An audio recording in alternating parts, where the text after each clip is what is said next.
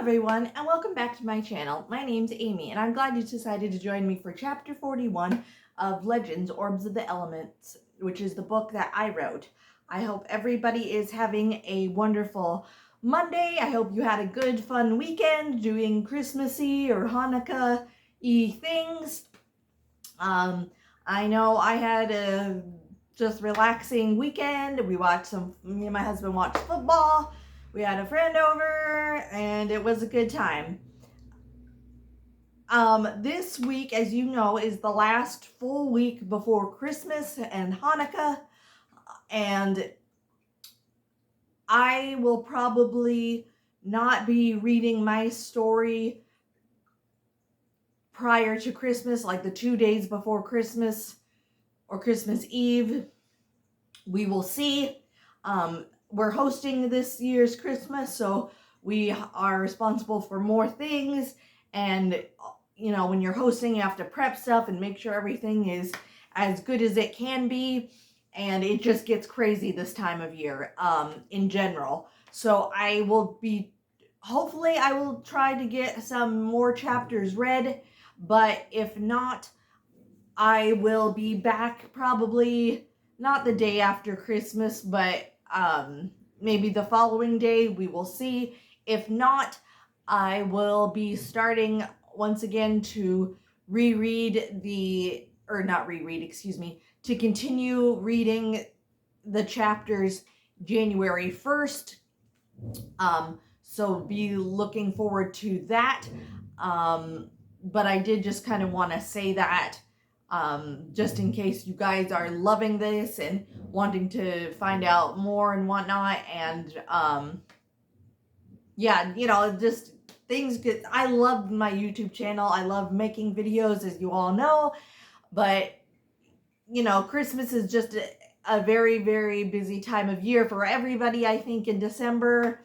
And other things need to take priority, so I am just letting everybody know on that.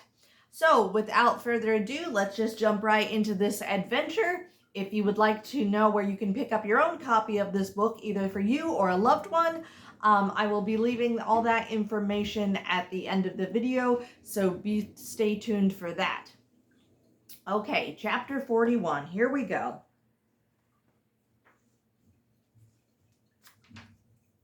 Chapter 41. The following day was sunny, but there was almost no heat to it. The reason was simple. The harsh wind blew constantly.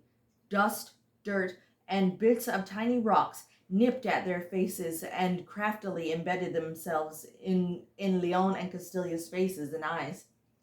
They were rubbing their eyes to clear them all the time. The trip up the hill where the temple resided at the top was not an easy trek. If they got a good start, they would be halfway up by nightfall. The horses were getting used to the difficult terrain. Little Boy had an easier time out of all of them. By late afternoon, Leon halted the horses and himself for a rest. Castilia too halted,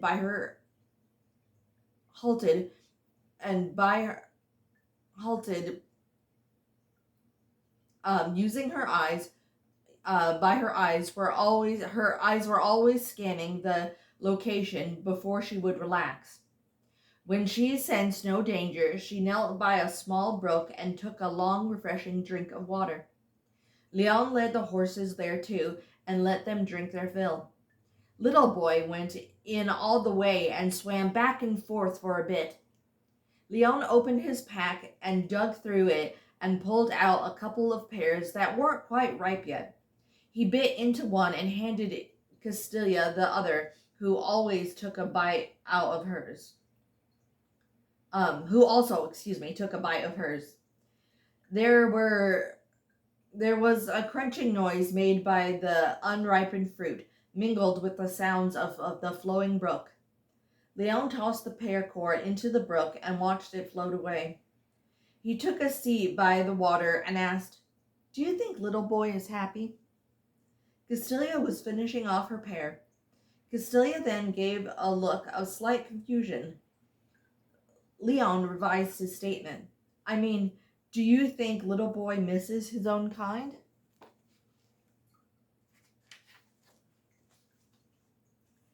Cassilia leaned up against a large rock formation and crossed her legs before answering. I guess. Ever since you adopted him, he hasn't had much time to live with his own kind, she said, logically, but not in a way to make her friend feel bad for taking him. Leon thought about this. He ran his fingers through his messy lion mane colored hair. I think you are right. If I survive completing my task, I'm going to take and release him back into the swamp to be with his own kind. I think he would like that. Castilia didn't reply to this, but was losing the battle trying to contain her lustrous hazel-colored hair, her lustrous hazel hair from being windswept. She began to braid her hair swiftly. At that moment, Leon realized that she was beautiful. She was a beautiful warrior.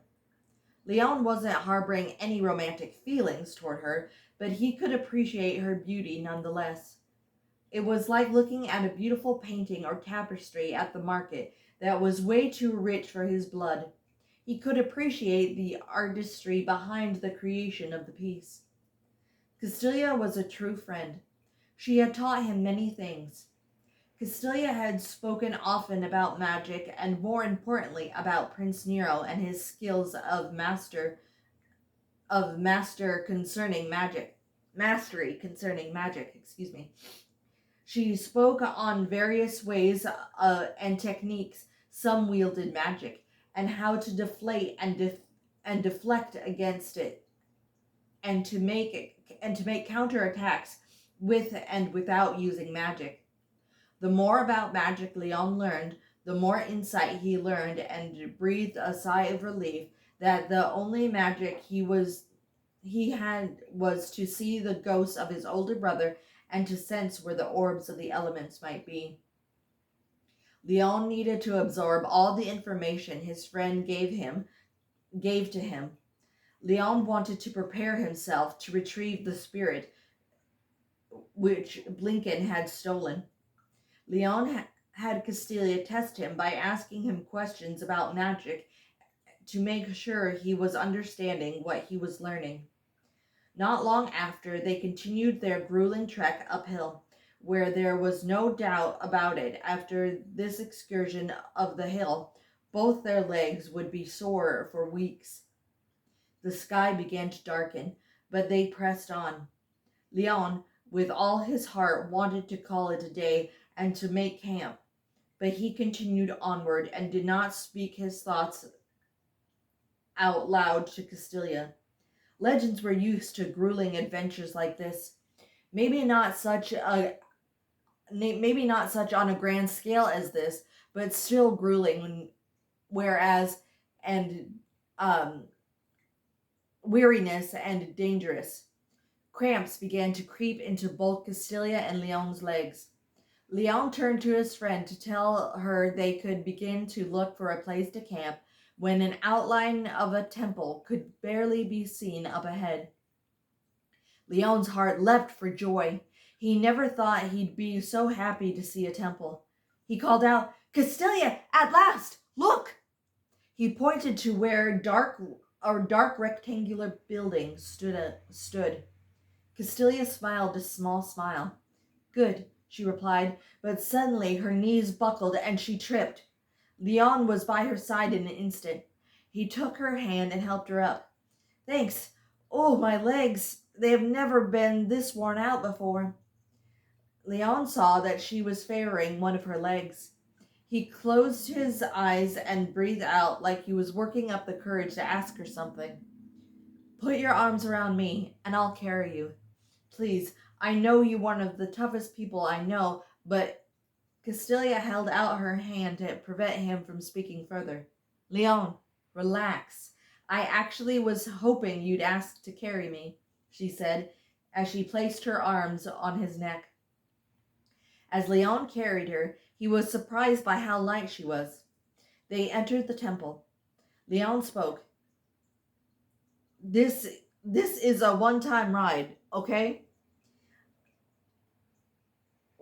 This is a one-time ride, okay? Once we get the air orb, you can carry me, all right? He said jokingly. He gently set her down. The sound of the horses and little boy filled the empty temple and echoed. Leon wasted no time. He got on his knees and took off her boots. Once they were off, he ran his hands up her leg until the top of her knee. He was checking for further injury. He got to her right foot. She winced immediately with a sharp pain. Leon looked up at her with a grim face. You're a piece of work, you know that, right? Why didn't you tell me you had twisted your ankle? Now it's a bit swollen, he said, with a worried tone of voice. She gave him a slight embarrassed look. I twisted it the other day, but honestly, it's okay. I've had worse.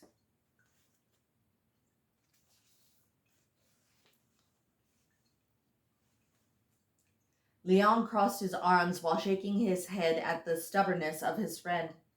He now stood up and went to their pack and pulled out a blanket and took a slightly frayed end and ripped it to make a strip. Next, he got a flagon of water and poured the liquid on it before he handed it back to his friend, who was sitting on her rear. Leon began to bandage the ankle. Castilia observed that his friend did a fine job, and it was evident he knew what he was doing. You truly amaze me, Hunter, she said, and patted him on the shoulder. Leon didn't say anything, but shrugged and continued to tend to his friend. Leon then went to the horses and took off their tack and fed the horses. He also gave his pet reptile something to eat as well. Castilia tested out her ankle and set up a cooking fire and food for them to eat, while Leon set up a place where they would sleep. The smell of a mash of different rations filled the temple. They divided up the food equally. They ate their fill. While eating, Castilia couldn't help herself, and she asked a question of her own. So, do I get to know how you have the knowledge of an expert physician, or will you keep it a mystery from me? Her voice had a teasing light tone to it. Leon finished the last few bites that he had on his plate before he set it down and looked at her across the cooking fire. Do, do, do, do. It's not much of a story it's not much of a story, honestly. But yeah, all right. So my dad is a hunting guide, and when I got older from being a child, he made sure I knew some basic first aid. He said it was important I learned because a paying customer might get hurt while on a hunt with us, and it was very critical that I knew how to not only mend others, but myself as well. He made sure I could use my wilderness skills to my advantage and to use what the land had provided. Castilia remained quiet as she listened to her friend speak. Leon continued, but my mother also taught me the importance of first aid in the kitchen and what to do for burns in that sort of situation. He paused and chuckled as if recalling a memory. I told her I didn't need to know those sort of skills because I would make sure my wife would also cook. Well, needless to say, I got a swat on the bum for that. And mother promptly told me that if I ever wanted a wife, I'd have to lose that attitude. Anyway, my mother taught me about the dangers of a kitchen, and not only that, but how to actually cook a meal for myself and what could be used as a poisoning agent. Castilia was smiling now as she imagined her friend as a child. Sounds like your parents have good heads on their shoulders. They clearly taught you skills you would actually use. She paused. Who made dinner that night? Leon stretched his legs out and put his head back to support himself. My dad. He even made me help with dessert. Apple pie. For the record, it burned around the edges, but my mom put on a brave face and we ate the apples inside. Little Boy sauntered to the heat and laid down by Leon.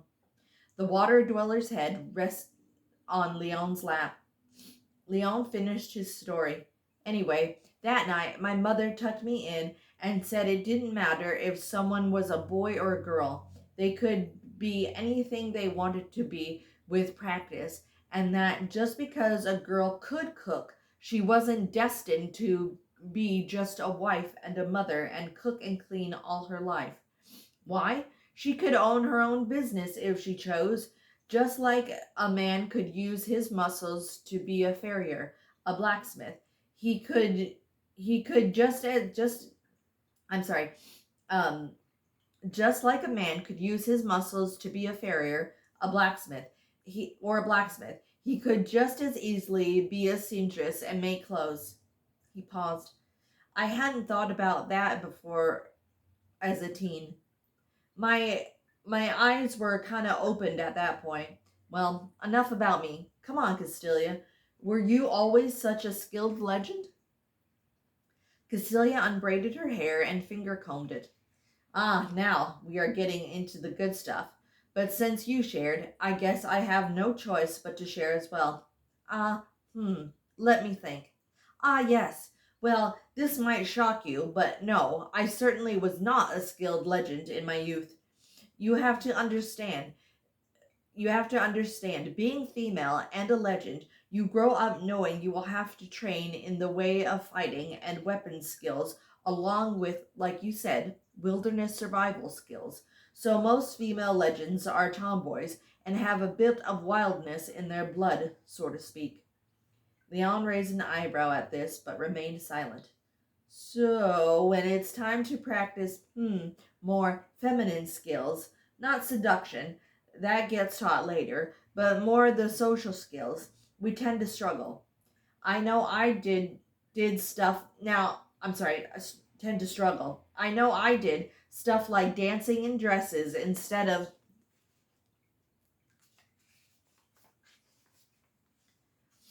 pants, what fork to use at a fancy dinner, good manners, and topics to avoid. Leon smiled at this and chuckled. Castilia crossed her arms. Oh, mock all you want. It's not as easy as it sounds.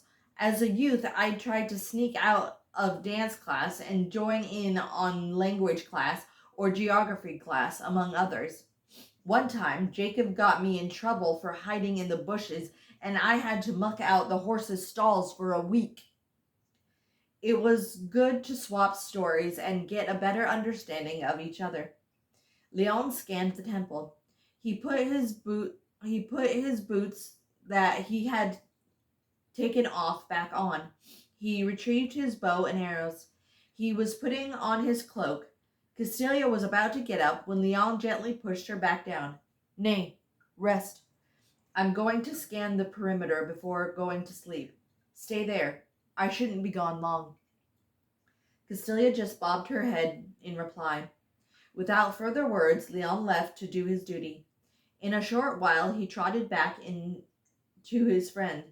He noticed that the dinner dishes had been cleaned and put away. He looked at her and smiled, encouraging her. All secure for the night. She bobbed her head in approval. Now they both settled in their blankets for the night. Leon let Castilia lean on him as she hobbled to bed. They both slept soundly and restfully, unaware they were being watched by strangers that were concealed by magic. Leon awoke the next morning to find something much unexpected. He was in the same temple, but it had completely changed. There were many people with various colored hair, from blacks, browns, blondes, and even red hair. Leon realized he was sleeping in an actual bed. A young man, about a year older than Castilia, came up to him. Leon stiffened and looked around for his weapon. The man wore different shades of green with hints of brown. He didn't appear threatening, But Leon had learned the hard way that looks could be deceiving. Leon spoke first. "Where is my friend? Is she all right?" The fellow smiled and pulled his hands together in the same gesture Leon had seen Castilia give a few times. "Rest easy, my friend. You are safe and in good company with the legends." Leon was confused and didn't think he heard right. The male nodded to the bed across from him. There lay Castilia, fast asleep, while now two ladies attended her ankle. "We are the legends. We were on our tasks until we felt the presence of the spirit orb being corrupted by a dark wizard and the prince. So knowing you were new to this and having one of our own, Castilia, in danger, we all were drawn to come here." Leon was still soaking the information in. It felt his spirit it filled his spirit with hope that he knew there were others out there willing to assist him. The hunter could feel his eyes filling with tears as he remembered something. He looked up at the legend he was speaking to. "Forgive me about the sanctuary," Leon blurted out and covered his face with his hands. The man took a seat next to him and put a comforting arm on Leon. It felt like a brotherly hug, which made him cry even more. "Oh, friend, listen. We could all feel the loss of the legends, both young and old, that had perished. But know and take comfort in this. Not one of us blame you, not one. Now let me tell you something to brighten your day." Here he paused and saw Leon had calmed down and was wiping the last of his tears away. He nodded at the legend and continued, "Do you know what my task they gave me? The task of asking Castilia to be my wife. I have seen a bit of our future in a vision, and we have only met once when we were little, but to tell you the truth, I'm a bit hesitant. But as I set up her bed, I realize she is the one I want my forever." Leon could not help but smirk. It was a bit hard to picture Castilia settled with possibly children. "There now, you're looking better. Come, follow me. You look very hungry." Leon needed no further prompting. He followed the legend when he was promised food. After Leon had eaten, probably more than he should have, the man had introduced himself.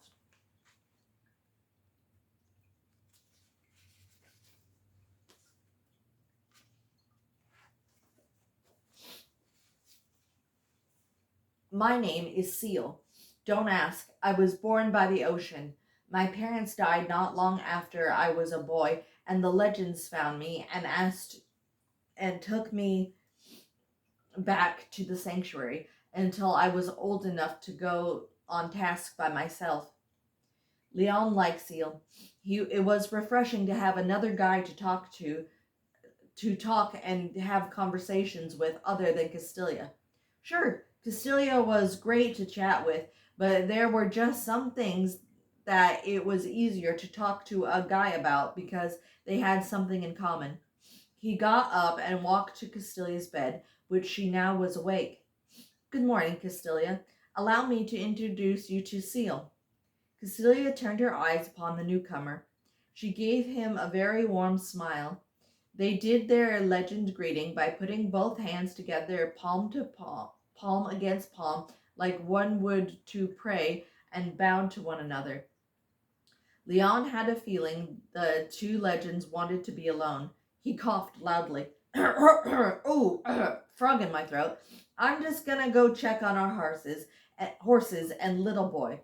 You should stay here, Seal, and keep her company. She can be a bit grumpy at times," he said playfully, and gave her a small wink. He began to stroll off and was hit in the back of the head with a pillow. He looked down at it and picked it up, tisking all the while. "See, Seal? See the abuse I have to deal with? One twisted ankle, and this is how she pays me back. You better take this."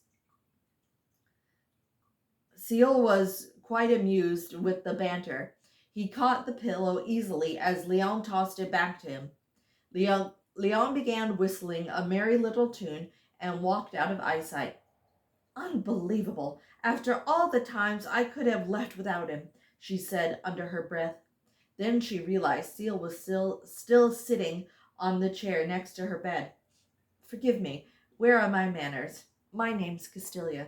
I'm Castilia. Seal nodded as he handed her the pillow back, which she put behind her back. Your hunter seems to be a loyal friend. She gave him a sideways look. Most of the time he is. Seal shifted his weight and turned to her and asked a question. If you like, we can go for a stroll while your hunter finds his horse. Castilia sighed heavily and chose her words carefully. He's not my hunter. We are friends, and friends alone. Seal, was it? Ah, I remember you. Always chasing around the girls, getting them into trouble, she said in a tone of voice that was full of fond memories. Seal smirked. Guilty. I hope you don't hold grudges. Seal had short black hair that was shaved. His eyes were a soft gray color. He was also physically well-toned with muscles. Castilia admitted to herself she liked what she saw in Seal. Well, I suppose a stroll would do me some good. We can talk in detail about Nero and how I feel about grudges. He cheerfully agreed. Seal let her take his arm. As long as the legends were here and put a protective spell on the temple, Nero wouldn't come to find them, and it gave Leon some time to find the orb. Castilia and Seal swapped stories from their childhood and in their adulthood. Seal had seen much action. He had only used one of his extra lives. Castilia could feel herself blush at times, which for her was a new experience. Seal never tried to make things too easy for her. He let her find her own strength on her own and only helped her walk when she asked for it.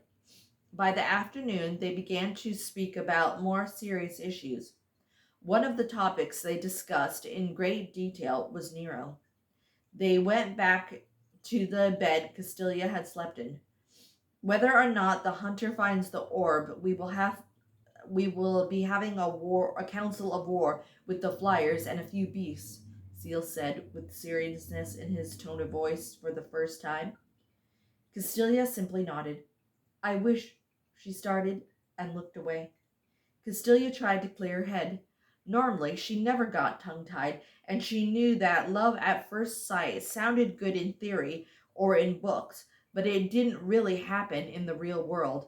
And even yet, after talking with Seal for just a few hours, a connection had been forged, and feelings she couldn't quite put her finger on were being formed. Excuse me.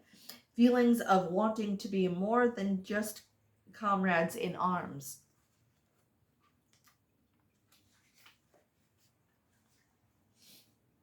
Or friends.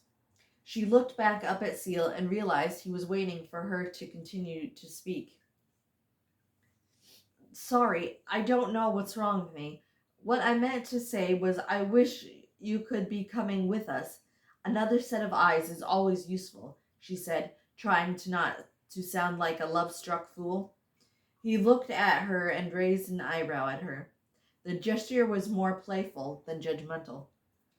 I could go with you, but your task is to kill Nero, and the hunter is destined to release the orbs. As to battle, I can help you and Leon with that, he said, with the smallest of winks. Just then, Leon came trotting up to them. Castilia turned her attention back to Leon.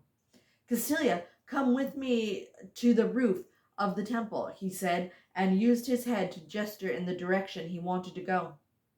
She gave a small smile and nod to Seal before she took Leon's arm, and he led her to the roof. Once they were standing on the top, Castilia asked, What is it? Do you feel the air orb is close? Leon was going to make a comment about her conversation with Seal, but bit his tongue, thinking since he assumed they weren't just talking about the journey the entire time, it wasn't his place to say anything. Instead, he closed his eyes and embraced the wind and used his hands to feel the wind. He could feel the wind blowing through his hair. He felt drawn to one side of the four corners. He opened his eyes and knelt. He scanned the corner and noticed there was some scrolled pattern. He wiped his hands across the pattern. His work had paid off. There was a slot big enough for one hand to fit into. Leon stuck his hand inside and felt around. Ah! He called out. Castilia jumped. What? What is it? Leon chuckled. Sorry, I couldn't resist. Castilia shook her head and spied a small pebble on the roof. She picked it up and tossed it at Leon's head harmlessly. It bounced off his head. He glanced at it. Really mature, Castilia. She broke into a smile and shrugged her shoulders. So what is inside then, my friend? Leon turned back to her. It's a turning knob, It's a turning knob, Leon simply stated. Leon moved it to the left. There was a sound of rusting clicking, then stopped. Castilia asked, What now? I don't see any orb. Leon agreed. Perhaps if I do it to all the other three corners. Darn it, why can't finding the orbs be an easy task? He said in a huffed, frustrated tone of voice. They both grew silent, the remembrance of their fallen friend. Leon headed to another corner and did the same thing. The result was the same.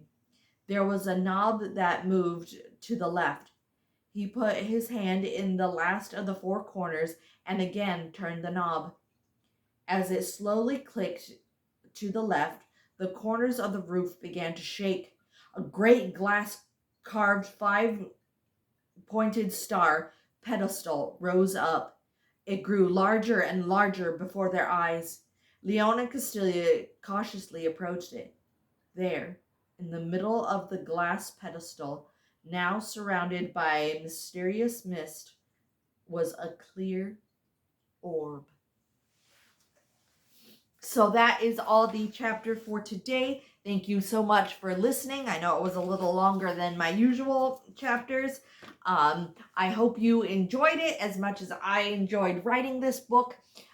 If you are interested in picking up this book, like I said in the beginning, for a friend or for yourself to either read along with me or by yourself, it can be found on Amazon.com, BarnesandNoble.com, Apple iBooks, and lots of other places books are sold. I also have a Facebook page dedicated to all things Legends, Orbs of the Elements.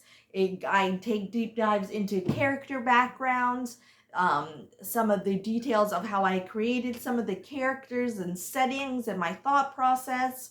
I try to keep all the articles as spoilers free as possible, so you can still read the articles and not be spoiled by anything. I put a lot of hard work into that, so go check it out. Like the page, follow it. That would help me out a lot. If you would love to buy my book, that would mean so much to me. You would not only be helping support a disabled self-published author, but a local author. I am an Idaho author. So that is very cool. Shopping local is always a great thing. I also have a giveaway on my channel called Christmas Giveaway, and there I will be giving away some awesome prizes for the Christmas season. If you want to watch that video and enter, click on it and do all the things you need to do to enter. There's some really cool prizes. 5 people, as far as I know, are already entered, and the more people that enter, the more fun it is. So go check all that out. So that is all the video, like I said, for today. As they say in my book, may the elements protect you, and I will see you guys tomorrow for chapter 42. Bye-bye for now, everybody.